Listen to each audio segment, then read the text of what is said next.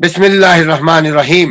अस्सलाम वालेकुम वरहमतुल्लाह। नाज़रीन, आप देख रहे हैं लॉयड्स टीवी और मैं हूं असलम परवेज एडवोकेट। अल्लाह रब्बुल आलमीन ने रमजान जैसी रहमतों, बरकतों और फजीलतों वाला महीना आज हमें अता फरमाया है। हम खुश नसीब हैं, अल्लाह ने एक और मौका दिया है तौबा करने का और इंसानियत की खिदमत करने का। इसी सिलसिले में हम बातचीत करने के लिए दोबारा जुड़े हैं जाहिद भाई से। जाहिद भाई बुनियादी तौर पे लाहौर के रहने वाले हैं। अभी ये शिकागो में हैं, लेकिन ये घूमते रहते हैं, लेकिन असल में है लाहौर के। वो आपने एक सुना होगा ना मुहावरा कि जिसने लाहौर नहीं देखा वो जमिया नहीं। तो हम लाहौर ऐसे तो नहीं मगर वैसे सही, यानी जाहिद भाई को बुला करके समझ लीजिए कि लाहौर देख रहे हैं। इंशाअल्लाह ताला रमजान के मौजू के ऊपर हम बात करेंगे जाहिद भाई से। जाहिद भाई, अस्सलाम वालेकुम वरहमतुल्लाह। वालेकुम सलाम वरहमतुल्लाह वबरकातुहू। जी जाहिद भाई, रमजान मुबारक हो। खैर मुबारक।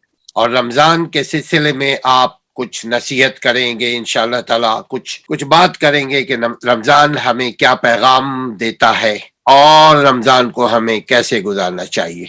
औज़ुबिल्लाहिमिनश्शैतानिर्रजीम, बिस्मिल्लाहिर्रहमानिर्रहीम। सबसे पहले तो मैं ये कुरान पाक का हवाला देता हूँ कि सूरत बकरा में अल्लाह ताला ने फरमाया कि ऐ ईमान वालों, तुम्हारे ऊपर रोजे फर्ज किए जैसे पहली उम्मतों के ऊपर फर्ज किए गए थे, ताकि तुम मुत्तकी और परहेजगार बन जाओ। तो इसमें मकसूद जो रोजे का ये है कि इंसान के अंदर तकवा पैदा करना है, ना कि उसको भूखा प्यासा रखना। भूखा प्यासा रहना एक ट्रेनिंग का एक पार्ट तो है, लेकिन असल चीज उसके अंदर ये है कि तकवा पैदा हो इंसान के अंदर। तो तकवा क्या है कि आदमी के इर्द गिर्द बुराइयां हैं, लेकिन वो अपने आप को बुराइयों से बचाता हुआ निकल जाए तो वो मुत्तकी और परहेजगार शख्स बन जाता है। इसको हम तकवा कहते हैं। तो हदीस में भी आता है कि बाज रोजादार ऐसे होंगे कि जिनको स्वाय भूख और प्यास से कुछ हासिल नहीं होता, क्योंकि उनकी जिंदगी का जो रहन सहन और जो जिस तरीके से वो जिंदगी गुजारते हैं वो रमजान के अंदर कोई चेंजेस नहीं आती। जैसे आम दिनों में वो टाइम पास करते हैं, इसी तरह रमजान, बल्कि रमजान में ज्यादातर सो के टाइम गुजर जाता है उनका।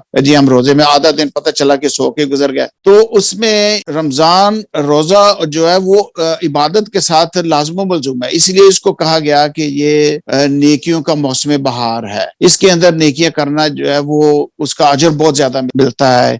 एक नेकी करने का अजर वो 70 से भी ज्यादा गुना मिलता है। फिर ये है कि नवाफिल आप पढ़ते हैं तो उसका अजर फर्ज के बराबर अजर मिलता है, उसका स्वाब मिलता है। तो नेकियों का मौसम बहार। तो अगर आदमी के अंदर वो चेंजेस नहीं आ रही, जैसे कि आम दिनों में वो उसके मसाइल होते हैं, मशागल होते हैं, तो अगर रमजान में भी ऐसे मशागल है तो समझ ले कि वो उसके ऊपर रमजान का कोई असर नहीं हुआ। उसके अंदर चेंजेस आनी चाहिए इबादत के लिहाज से, तक़वे के लिहाज से। आदमी बुराइयों से अपने आप को बचाए, नवाफिल का एहतमाम करे, कुरान पाक तलावत करे, कुरान पाक को अंडरस्टैंड करे। कुरान जैसे हम तरावियों में कुरान पाक सुनते हैं, लेकिन मैं ये कहूंगा लोगों को कि तरावियों में आप कुरान पाक सुने, लेकिन वो जो आपने पढ़ा है, जो सुना है, उसका घर जाके आदमी तर्जमा भी देखे कि आया हमने ये पढ़ा है, इसका तर्जमा क्या है।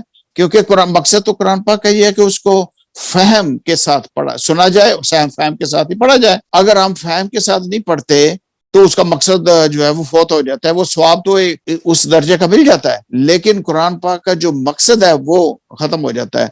उसको अंडरस्टैंड करके हमें पढ़ना चाहिए। तो मैंने देखा कि हाफिज साहब जो है वो कुरान पाक तरावियों में पढ़ा रहे हैं, तो वो जन्नत और दोज़ख की बातें कर रहे हैं, लेकिन इंसान जो पीछे खड़ा हुआ है उसके अंदर कोई ऐसी हलचल नहीं मचती। जैसे अल्लाह ताला अपनी नेमतों का जिक्र कर रहा है, उसको खुश होना चाहिए, तो वो तसव्वुर में उसको एक खुशी महसूस होनी चाहिए उसके दिल के अंदर। और दूसरी तरफ अल्लाह ताला अगर अजाब से डरा रहे हैं, दोज़ख से डरा रहे हैं, तो उसके अंदर रिएक्शंस पैदा होने चाहिए कि जो एक अल्लाह ताला का खौफ पैदा होना चाहिए, उसको अंडरस्टैंड करें। लेकिन अगर वो अंडरस्टैंड ही नहीं कर रहा कि हाफिज साहब क्या पढ़ा रहे हैं, सुनना और पढ़ना, उसके कोई रिएक्शन ही नहीं हो रहे, तो इसलिए मैं कहता हूँ लोगों को कि अगर या तो आप जो पढ़ना है वो घर से पढ़ के जाएं कि या हमने ये पढ़ना है, या घर आके वापस खुद देखें कि उसको दोहराएं कि आज हमने ये पढ़ा। तो बाज़ का तो मैं जो वहां पे कारी हजरात होते हैं उनको भी ये कहता हूँ कि अगर आप 10-15 मिनट में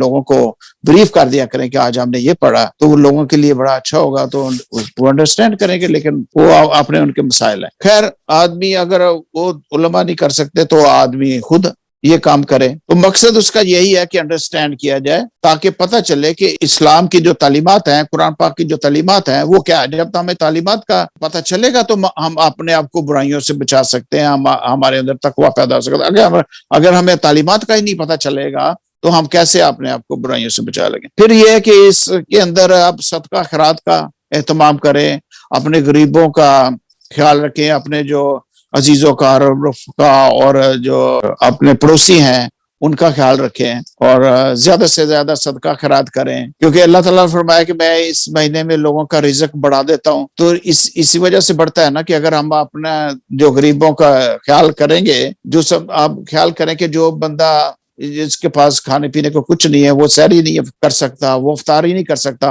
آپ اس کی مدد کریں اس سلسلے میں. تو جتنا بھی صدقہ خیرات کریں گے اس کا بھی زیادہ سے زیادہ اجر ملے گا اس مہینے میں خاص طور پر. اور پھر یہ کہ حدیث شریف حضور صلی اللہ علیہ وسلم نے فرمایا کہ جس نے ایمان اور احتساب کے ساتھ روزے رکھے اس کے پچھلے سارے گناہ معاف کر دیے جاتے ہیں.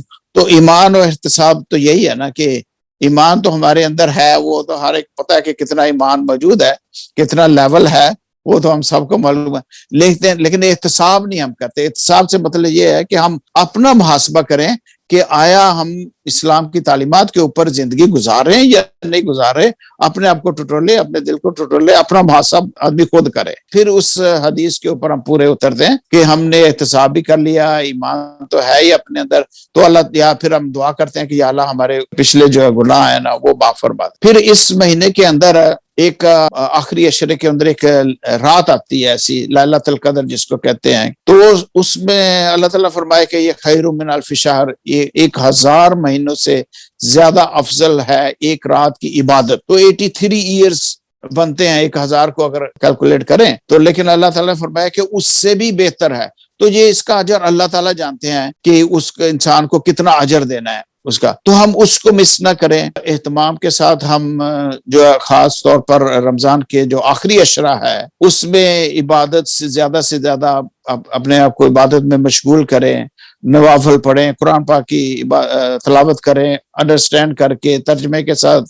پھر آپ لوگوں کو، دوسروں کو بھی اس کی تلقین کریں کہ بھی یہ رمضان کا مہینہ ہے کہ اس کے اندر یہ کرنا چاہیے، اہتمام کرنا چاہیے. تو اس سلسلے اس طریقے سے ہم رمضان کو گزار سکتے ہیں. اور پھر یہ ہے کہ آخری عشرے میں ایسا ہے کہ اعتکاف بھی ہوتا ہے، لوگ اعتکاف کرتے ہیں. یعنی اس کے اوپر بھی لوگوں کو کہنا چاہیے کہ اعتکاف کرنے کے کیا فائدے ہوتے ہیں، کیا ہوتا ہے. اس میں بھی اعتکاف کے اندر جو بیٹھے اس کو بھی یہ چاہیے کہ زیادہ سے زیادہ ٹائم نوافل میں، قرآن پاک کی تلاوت میں، ذکر اذکار میں، اللہ کا ذکر کرنے میں زیادہ سے زیادہ ٹائم گزارے. تو یہ چند باتیں ہوں گی تو ہم اس مقصد کو حاصل کر سکتے ہیں. ورنہ بھوکا پیاسا رہنے سے کوئی فائدہ نہیں. اللہ تعالیٰ کو ہمارے بھوک پیاسا رہنے سے کوئی فائدہ نہیں ہے. ہماری زندگی کے اندر چینجز نہیں آئی، اگر ہمارے زندگی کے اندر تبدیلی نہیں آئی، ویسے ہی مشاغلیں جو عام دنوں میں ہوتے ہیں، تو پھر اللہ تعالیٰ کو بھوکا پیاسا رہنے کا ہمارا کوئی فائدہ نہیں.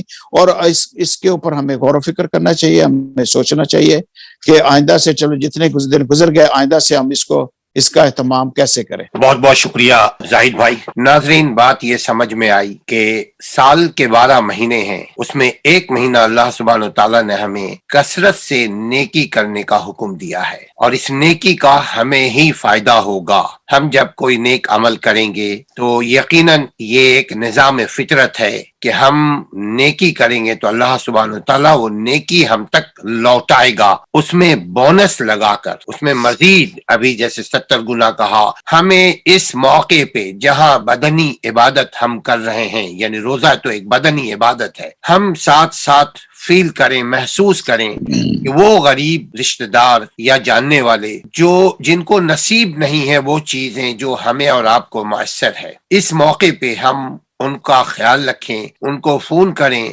ان کے ساتھ صلح رحمی کریں، اور ہو سکے تو ان کی کچھ مالی مدد کریں. ہم کوشش کریں ان باتوں پہ عمل کریں اور دوسروں کو بھی عمل کروائیں. عمل دوسروں کو کروانے کا جو بہترین طریقہ ہے وہ یہ ہے کہ ہم زبان سے زیادہ خود رول ماڈل بننے کی کوشش کریں. ہر مسلمان دائی ہے، ہر مسلمان امام ہے. اللہ تعالیٰ ہمیں بولنے سے زیادہ عمل کرنے والا بنائے. اللہ تعالیٰ ہم سے ہماری ان عبادتوں کو قبول فرمائے، اور ہم سے اللہ راضی ہو، اور ہماری کوشش ہونی چاہیے کہ ہماری کوئی ایک ایسی عمل نہ ہو جس سے بندہ ناراض ہو، جس سے انسانی حقوق کی وائلیشن ہو۔ اپنا خیال رکھیے گا، اپنے گھر والوں کا خیال رکھیے گا، اپنے رشتہ داروں کا خیال رکھیے گا، اپنا بھی خیال رکھیں اور ہمارے چینل کا بھی خیال رکھیں۔ السلام علیکم ورحمۃ اللہ۔